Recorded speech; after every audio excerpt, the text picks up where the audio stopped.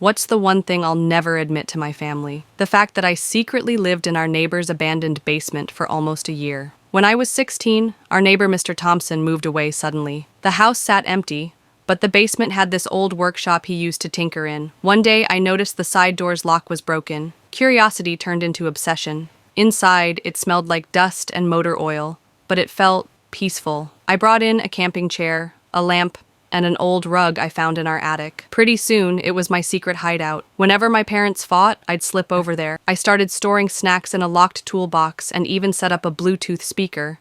One afternoon, I forgot my lamp on. Our neighbor across the street saw the glow through the tiny basement window and called my mom, convinced squatters had moved in. I sprinted home and pretended to have been in the shower the whole time. Luckily, my mom brushed it off. Another time, I was down there during a rainstorm when the sump pump kicked on, making the loudest grinding noise I'd ever heard. My dad came outside to investigate, flashlight in hand. I had to crouch behind an old dresser, while he stood just a few feet away, looking confused. He eventually blamed it on pipes settling. The closest call came in spring when a real estate agent brought potential buyers to see the house. I panicked, stuffed my stuff into the toolbox, and hid in the crawl space under the stairs. I stayed so still, my legs went numb. I could hear them talking about how spacious the basement was while I held my breath. Eventually, my parents started noticing my long walks and asked questions. I told them I was going to the park to write, which wasn't technically a lie. I was writing, just not in the park. I finally gave up my hideout the day I found a raccoon sitting in my camping chair like he owned the place. I figured that was my sign to leave. To this day, my family still has no clue that for an entire year I was basically living a double life, half in my own home, half in a dusty abandoned basement next door.